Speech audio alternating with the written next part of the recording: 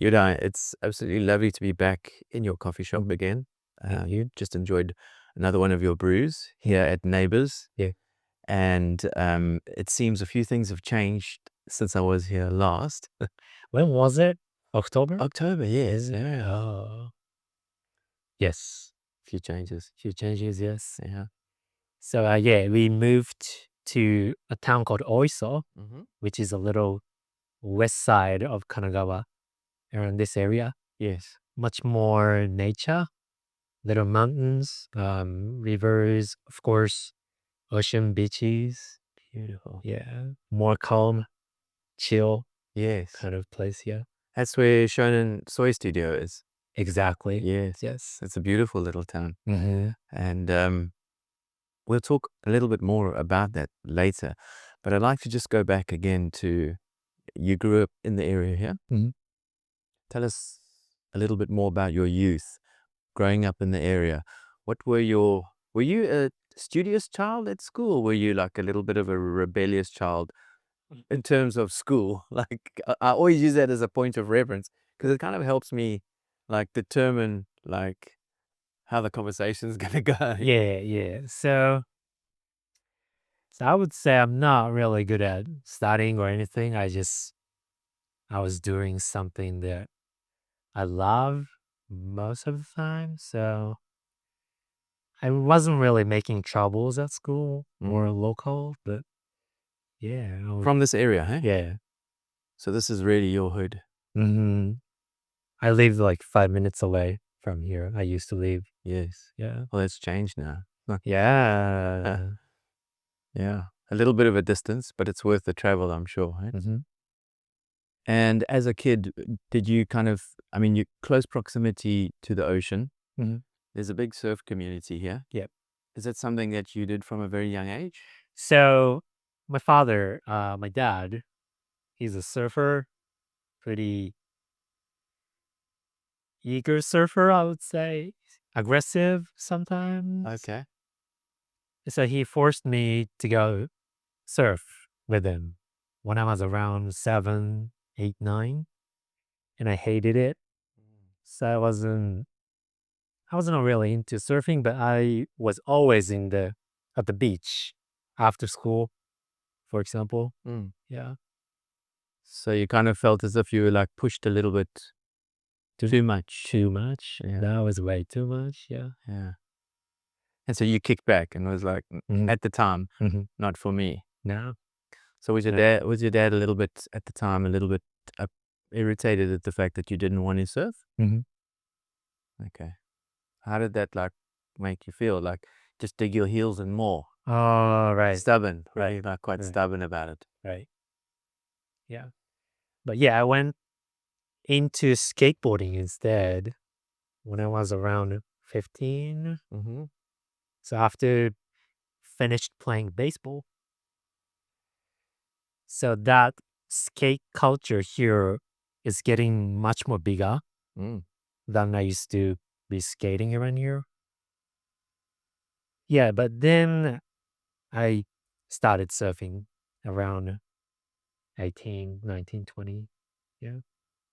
So you moved away from counterculture stuff. You got into baseball, Mhm. Yeah, exactly. quite heavily into baseball. Uh-huh.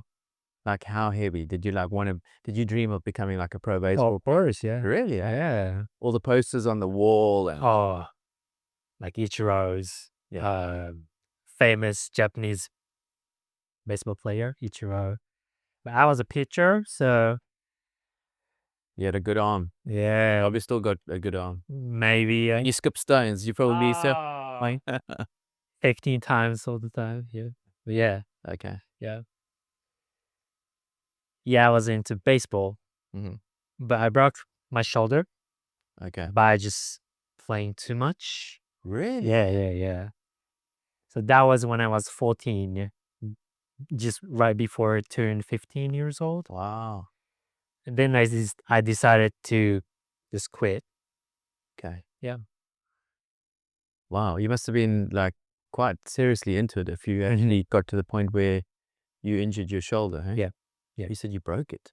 I mean, injured. Yeah, heavily injured your like tendons and your muscles and that Exactly. from throwing. Yeah. Okay. And then Yeah, I can throw, but yeah. yeah. And then you had to like make a few decisions about trying something else because baseball wasn't an option anymore. No. So you went from baseball. Didn't you mention to me a while ago that you got into basketball as well? Yeah, exactly. Okay.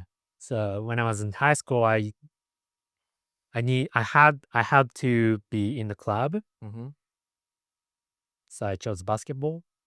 Like here in Japan, and also I was in New Zealand for 1 year at the time. So both countries I played basketball Mm. for 3 years, and also skateboarding, like at night. Street or Street. okay. Yeah. Street skater and basketball. Now you're kind of climbing back into the counterculture, Mhm. the less mainstream sports. Yeah. What attracted you to the counterculture sports over the mainstream sports? I thought it's just cool Okay. to be that on that side. Mm-hmm. But also during the daytime, I need to do something in high school. So yeah. Mm. Makes sense. Yeah. So you finished high school. Yeah. Did you go on to study further from high school? Mhm. So I went to college. Okay. Then I was skating. I kept skating, but also I took my driver's license. Then I started to read Inshodi, famous drift manga Okay. animation. Then I started to learn like car names first, like Skylines, yeah, Sylvias and stuff. Mitsubishi. Yeah. Yeah. Then I just started to want something cool car, like sport car. Then I got into drifting. Yes. That's cool. That's quite a big transition from like skating and basketball Yeah. into drifting. Yeah, but it's kind of like a counterculture. Yeah. Yeah. That's wild, Yeah. man. What car did you have? 186. Oof. Nice. It was cheap at the time. Yeah. Yeah. I loved it. Did you modify it a lot? A lot. Really? Eh? Yeah. What a Lower. big scene in Japan, right? Yep. So your access to parts and sort of aftermarket parts, Mhm. you've got it at your fingertips here in Japan. Yeah. If you've got enough money, you can Yeah. you can really trick it out. Right. Yeah. Right. So tell me more about the car. So 186, that was turbo, got enough power, and I drove it for 3 or 4 years. Just a lot of drifts, Mm. and I always crash something because I was drifting in the like narrow road. In the On the countryside. Yeah, like in Hakone, for example. It's a famous. It used to be a very famous for drifts. So yeah, I always break something and I just worked a lot, worked a lot. Then I just stopped skating Okay. because I was so into cars. And also, yeah, I had to work, make money for cars. Yeah. Then after 4 years, I think 4 years of owning the 186, I went to Miata, Mhm. Mazda Miata. Mm-hmm. And I had 3 Miatas in total for 7 years, I think. And I kept drifting a lot. Yeah. You were big into the scene. How long did it take you to like when you physically got into a drift car, Yeah. like for the first time? Yeah. Well, who taught you how to drift? Did you have a senpai? Nah, just YouTube. Really? Yeah. Learned how to drift on YouTube. YouTube. It's You can learn anything on YouTube. You Yeah. can learn how to do anything. anything, Literally. like coffees, Yes. anything. Yeah, yeah. Yeah. You learned how to drift on YouTube. And did you have like a racing wheel? Did you like Yeah. a gaming wheel to Yeah. practice as well? Yeah. Okay.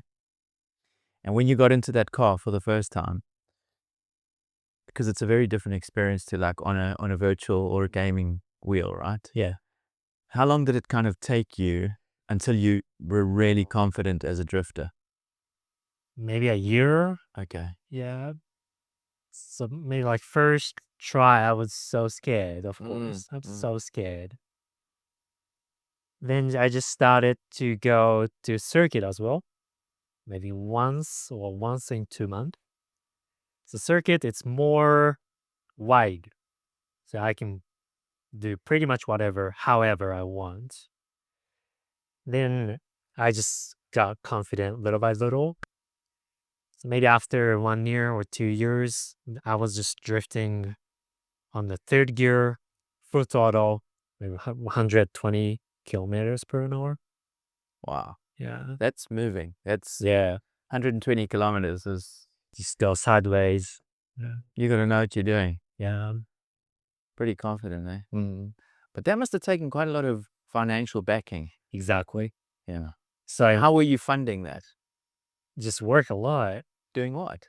doing, so I used to work at a racing kart circuit. Mm-hmm. Yeah, I was working there pretty much. Yeah. Yeah. That's probably the best place one could work if you want to be a drift racer, Yeah. right? Is Yeah. that go-kart circuit. I've learned a lot. Yeah. Yeah. Wow, that's very interesting, because when you walk in here, um, you think of you as the bearded coffee maker, Yeah. because that's his alias, one of his aliases. Uh, I know that you also, and we'll touch on this shortly, but I know that you focused on organic micro farming, Yeah. healthy foods, healthy diet, Hmm. coffee, sometimes a space as a gallery space. Yeah. I wouldn't walk in here and go, this dude used to be a drifter. No. But now I know. And that's like respect, man. Like, man, Appreciate it. so much respect for the fact that you like haven't limited yourself to like one given path, Yeah. You are, the word I'm looking for is you're open Mm. to new experiences. Yeah. Because to go from like baseball Yeah. to skating Yeah. to basketball to drifting, Yeah. and yes, it is kind of connected counterculture Mm. wise on some of those activities, but like it's quite a varied portfolio of hobbies and things that Mm. drive you and passions. Curious, I think, is the word Yeah. we need to use for you. Very constantly curious and wanting to experience. Right. Yeah, open-minded as well is another word, I think. Very, very open-minded. Okay, and so you were working at the go-kart track to Yeah. find your love for cars. Hmm. You went over to New Zealand for a while. What was that just a holiday? No, that was I was a student, Okay. high school student. So that was on exchange student. Yeah, I was, and that was when I was 17 years old. It's quite young to leave Japan and must have broadened your horizons, eh? From Yeah, thanks to my mom. mm, Yeah. why? Thanks to your mom. She just let me go, and she supported me like everything, like of course, like financially. Yes. Yeah, we were not rich. We were probably one of the most broke family like in the area.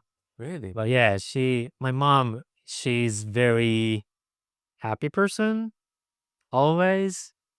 That helped me, my sister so much. That's why yeah, we were kind of yeah, like open-minded, happy person. No. Positive mindset. Yeah, exactly. Yeah. That's incredible. And it's so wonderful to hear that. Got to give you a shout out to your mom. And like moms for me as well, because my dad left us from a young age. It was just myself and my mom. And my mom was always my rock, Mm. and it sounds the same for you. Same situation to me. My dad left us when I was 15, 16 years old. So yeah. Yeah. So your mom was your anchor point, your rock. Yeah. And yeah, you got to like really like such strong woman, hey? She is. Yeah. Strong woman who help like not only support us, make sure we've got enough food, get us through school. Yeah. Yeah. A lot of respect for all the strong moms out there. Yeah. We're both getting emotional. Yeah. Yeah. And when you came back from New Zealand, Yeah. you found this is when you were getting into cars, right? Yeah, about that. Yeah. Yeah. Okay. And then once you had kind of started to, am I guessing or am I right in saying that like cars were just getting too expensive to keep going? Yep. Is that why you kind of like tapped off? Exactly. Okay. Yeah. And what was next in your journey? Surfing. Okay. Yeah. There was a little like overlap, like cars and surfing. But yeah, after I started surfing, maybe after 1 year, I sold my last sport car, Okay. which is Miata. Yeah. Okay. And okay, so you kind of like went full circle, but you were able to connect with the ocean because I mean you were always down at the beach. Yep. You were able to reconnect with the ocean at a time when it felt right for you. Yeah. And you weren't kind of like pushed into it. Okay. Yeah, I felt so comfortable.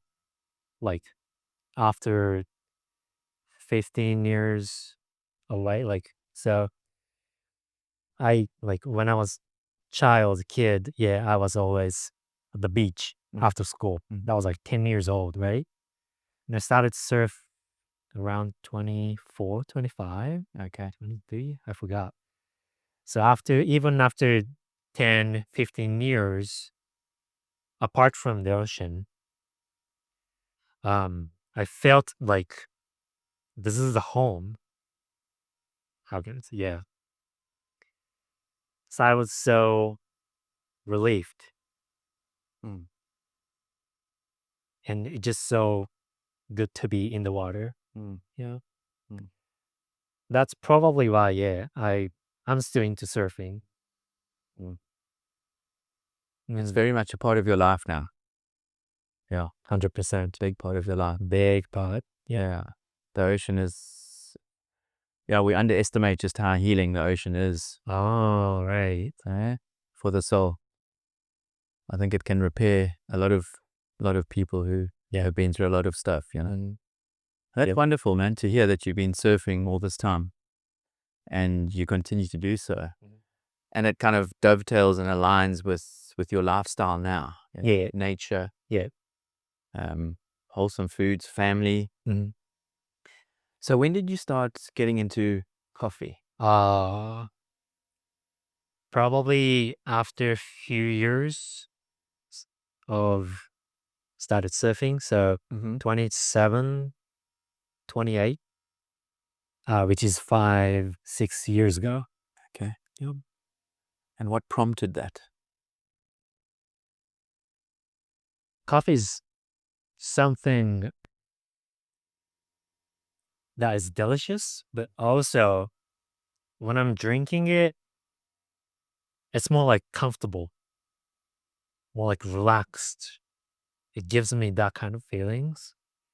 And I thought coffee has some power, something that makes me comfortable. And so it has a long, long history.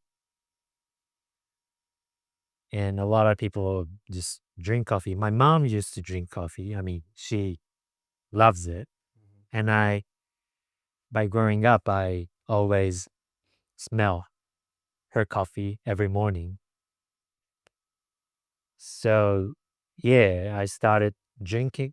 I started to drink coffee when I was 25, 26. Then I got really into it when I was like 27, 28. Mhm. So it was a memory from your Yeah. youth with Yeah. your mom Yeah. as like a safe memory, like Yeah. a safe place. Yeah. So when you started getting back getting into coffee, it kind of evoked those feelings of closeness to your mother, Mhm. family, Yeah. and that's kind of what like gave you the impetus to dig even deeper into as you say, many people just come in and just think, oh, cup of coffee. But there's so much more to a cup of coffee, to a coffee bean. The flavor profiles, the aromas. Yeah. There's a wheel, isn't there? There's like a it's a Flavor wheels. Yes. flavor wheel. Yes. And when you compare those to something like red wine or white wine, coffee is way more extensive Yeah. in its flavor profiles and aromas. And so you started to get more and more into coffee. Yeah. And at what point did you, I'm assuming you testing and you're getting more into the purist styles of drinking coffee, like pour overs and cold brews and all at home at first. Yeah. Testing out these different flavor profiles. Right. Right. When did you decide that you would like to open a coffee shop? Maybe 3 years ago. Okay. Yeah. There's something that I can dedicate my life till I die. That was, maybe 3 years ago. Yeah. So you wanted to lock onto something that you could, like a timeless passion, much like tea ceremonies Yeah. and the ageless traditions around tea. The same applies for the depth and the complexity of understanding coffee and how it's served and how we get to enjoy it. Yeah. And so you wanted to say, look, this is a long-term project. I know. Yeah. A long-term project is Yeah. under sort of what understatement. It's kind of like for the rest of your life. Yeah. But it also allows you to have a small business that provides your family with income. And so 3 years ago, you opened the store, huh? Yeah. Okay. And how's it been going? Good? That's good. Yeah.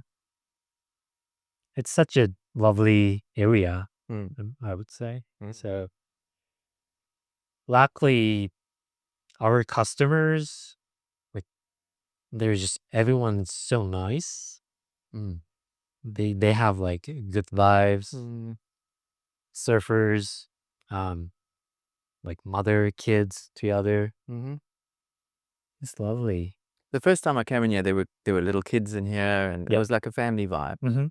But every time I've come in here, it's also it's very chilled. Yeah. It's calming. Yeah. Because when people think of coffee, they think of it as something that makes you hyperactive. Right. But you feel the opposite. Yeah. I mean, I personally, when I drink coffee, I'm more like relaxed, more like healing. I don't know. Yeah. But I mean, caffeine gives more power to push things. But when I drink coffee or I see our customers drink coffee, they just stay calm.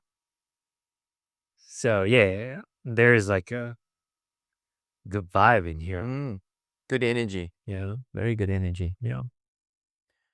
I think we could talk for hours about coffee and beans and that, but like if you want to do a deep dive into coffee, like we're going to leave all the links down below for your Instagram. And if you want to find out more about coffee, then click on one of the links and then also do some research yourself. But as you can see, we've got coffee beans behind us here. I know in the last time we had a chat, we actually picked one up and we spoke about it. Yeah. So we'll slot that in here. Yeah. All right. So we won't go into that, but so you've got the coffee shop going quite nicely now, but I know you've also got another passion which ties in with beans and coffee and produce from the earth, and that's micro farming. Yeah. Would you like to tell me a little bit more about that? Okay. So I think for me, my wife, my family, we just, so to live, um, we want to know how to make things like vegetables, fruits. I think And we just love doing it. I mean, we have little farm. Me, my wife, our friends, we do it together. It just kind of gives us, yeah, good vibes. Also heal from like busy days. Mm-hmm. So of course vegetables are yummy. And I think that's our like lifestyle. Mm-hmm. So we want to keep doing that. And also we want to tell our kids how to grow, how to, yeah, like harvest, how to eat. Mm-hmm. It's a family activity. Yeah. I mean, that's the beauty of it. Like you plant a seed. There's nothing more rewarding than seeing your own sort of toil or planting a small seed and nurturing it Mhm. and watering it and making sure it's got nutrients and making sure the soil is correctly prepared. Yeah. And then watching that grow Mhm. and seeing the fruit or the vegetable Yep. organic, Mhm. no nasty chemicals. No. So it's clean eating. Uh-huh. And you pick it and you prepare it Yeah. and that whole process, you're doing that with your family. Mhm. So it's creating a family bond. Mhm. And then you prepare it and you make dinner with it. Yeah. So then it's teaching the kids how to not only prepare everything, but Mhm. then actually turn it into a lovely meal. Right. Yeah. Yeah. It's a beautiful cycle, Mhm. really. Yeah, we believe. Yeah. And that's also what's prompted your move from Chigasaki Mhm. To Oiso? to Oiso. Yes. Yes. Because it's more of a rural living. Much more, yeah. Mm. More land, more farms, more Yes. land. And like, there's a huge mountain behind Oiso. Hmm. So I heard also there's good water down on the. So we dig, we get like good quality of the water. Groundwater. Yes. Okay, so you dig a borehole Mm-hmm. and then they pump up the water from the Yeah. from the groundwater. Yes, I And heard. like spring water. Yeah, Yeah. like 4 or 5 meter, we get water. Beautiful. I heard, yes. So we want to build that life system, Mm-hmm. Lifestyle. yes. We get water, and I also want to have some chickens Mm-hmm. for eggs. So eggs, vegetables, good water, and I fish. So we get fish. That's maybe we aim to get food by ourselves, maybe 50% on the dish. Got it. Yeah. But in the summer, we get a lot of vegetables. So we maybe make 70% on our meals. That's incredible. Yeah. It's fun. Yeah. Don't have to go to the supermarket and No. as much, No. just a few things. But then, as you say, a good portion or percentage of your meals is harvested Yeah. by yourselves and grown and caught from the ocean fishing. Mm-hmm. Yeah, it's a wonderful way of creating a family bond, keeping the family busy. Mm-hmm. Yeah. The simplest of things, actually, eh? Mm-hmm. Just going out in the garden and Right. working with nature Mm-hmm. gets you away from screen time. Yeah. And yeah, it's as you say, it's like whenever we engage with nature, because at vast, nature always wins. Mm-hmm.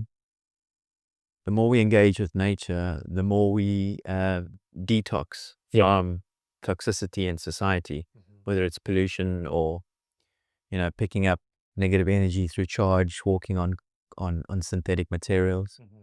The more we're out in nature, we can get rid of that. Right. Just release. Yeah. So yeah, I love to take off our shoes, socks, Mm-hmm. just stand with my barefoot on our farm or at the beach. It just feels really great. Just feels great. They say that walking barefoot on wet grass Mhm. in the morning, like dew and that, is one of the best things you can do for your body to release like negative charge on that wet grass, you know? Yeah. Yeah. So you're right. That's grounding yourself, eh? Right. Go hug a tree. Mhm. Yeah, yeah, for sure. We got a big oak tree in our garden. Okay. And whenever like one of the family members is like feeling a little bit down or so, I just say, go hug the tree. Go hug the oak tree. Oh, lovely. Go connect with the oak tree. And yeah, I read an article about like that oak tree is over 100 years old.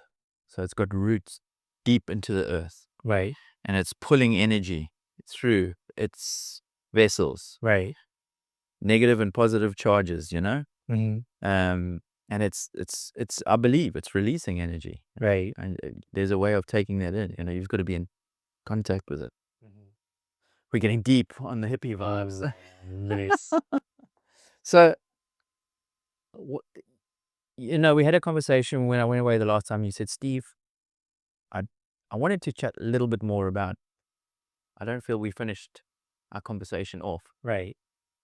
What did you want to tell me? So in our future plan, Yes. I wanna do a coffee like roastery, little cafe restaurants, Mhm. and there's like a farm behind it kind of place in Noiso, and not just doing a seed to table kind of thing, but also I want to tell customers about how it's been grown, like how can I say in Japanese word it's called shokuiku, which is like we teach what is the meal, Mm. how it's made, the system. So I heard the younger age, I mean the kids. So there's like a fish chopped at the supermarket, right? And they think that chopped fish is in the water. It's Meaning, pre-chopped. yeah, Yeah, it comes like that. yeah. So they don't recognize that fish is the chopped like sushi. Yes. Like some kids just they believe that sushi is in the beach in the ocean. Really, eh? Yeah, That's that's crazy. kind of crazy, right? But Yeah, yeah. I personally I didn't know how soy sauce or miso is made.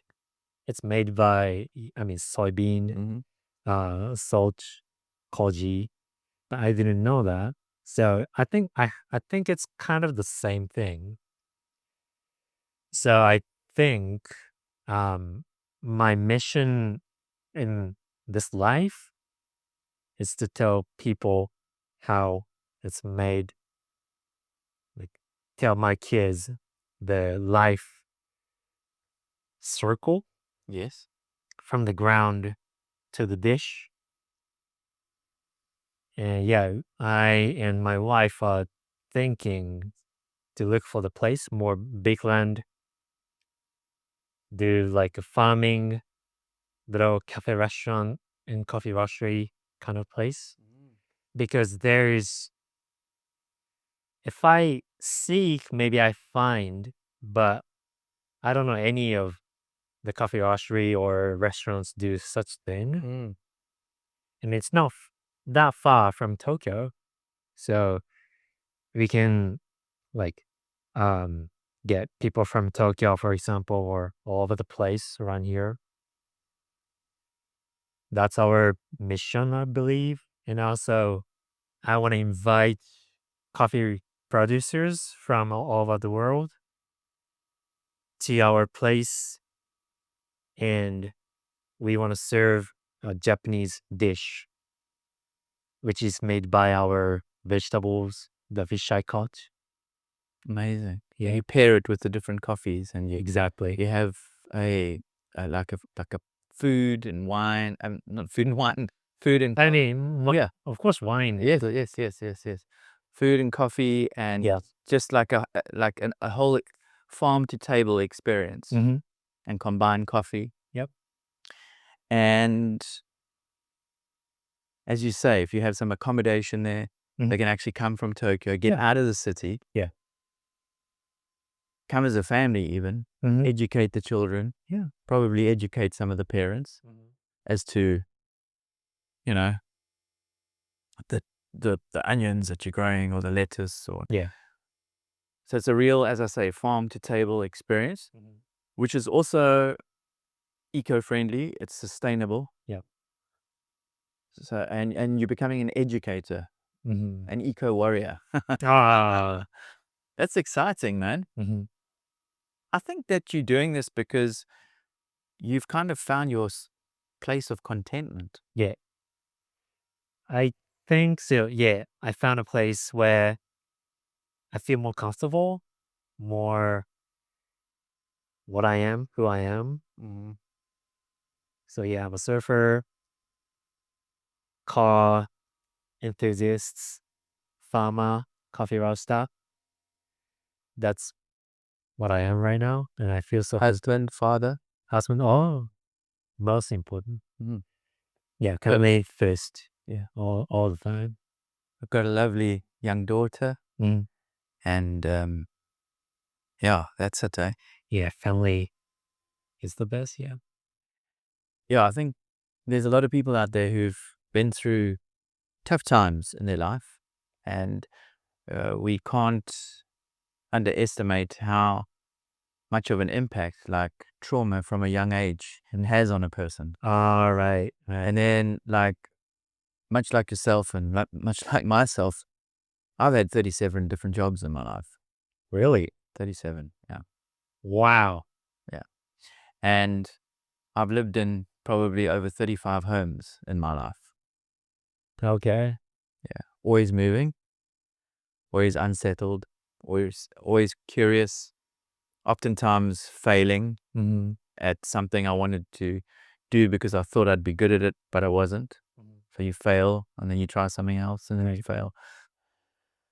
But the point I'm trying to make is like your pattern is almost similar in that you've tried so many different hobbies and likes Yeah. and things like that. And you kind of, it's about us finding that place where we are content. Mhm. And maybe that comes with that whole like difficult childhood Yeah. where we feel that we need to like validate every different avenue before we can actually feel happy with ourselves and Mhm. like yeah. So I'm so pleased that you've got to this point where you feeling, as you say, content Mhm. and you've got this like vision, this goal, and it's aligning with the coffee. Yeah. Um Right. yeah. Yeah. And this is my very big dream, but I want to import coffee from directly from coffee producers. That's one of the biggest dream as a coffee roaster. And then you'll be roasting yourself as well. Yep. Because at the moment you use another roaster, eh? Yeah. Yeah. It's like a share roaster. Okay. But yeah. That way I can support coffee producers by keep buying from them every year. Mm. So I want to support them. And also I want to tell my customers how like what kind of person is making this coffee. The reason for the coffee that I choose. Like I want to tell these people how it's about details of the coffee Mm. producers. Mm.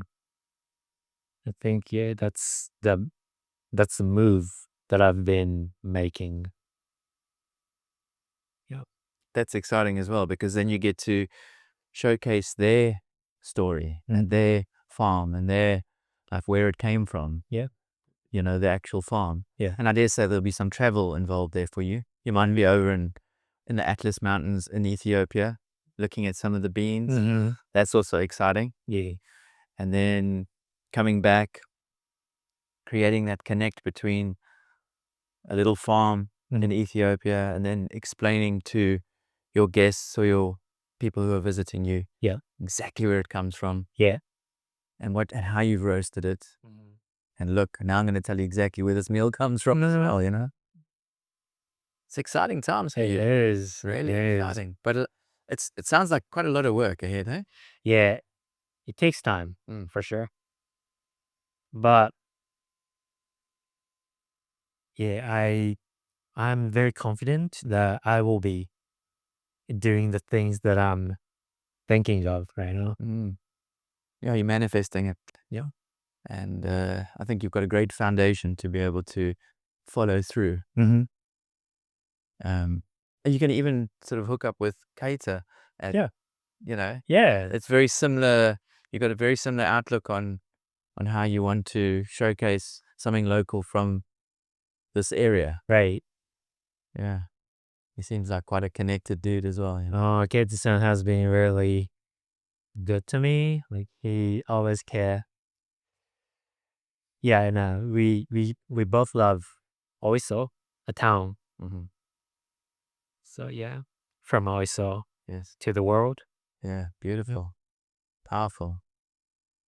Is there anything else that you wanted to say? I think that's pretty good, eh? Yeah, perfect. Yeah, I think it flowed nicely. Amazing. I wish you all the very best. And when we come back to Japan with my family, maybe in a year or so, Yeah. we come and visit you Oh, and we definitely. come and dig in the soil with you, Yeah. catch some fish. We'll bring some beans over with us. Oh, Okay. Thank you very much for like being vulnerable and also being open about your journey. Thank you for taking time out of your busy schedule. no, thank you for having me. And we wish you all the very best. Again, we'll leave all the links down below.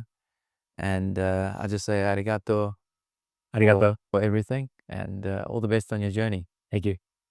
Appreciate it. Brother. Appreciate you. Thank you.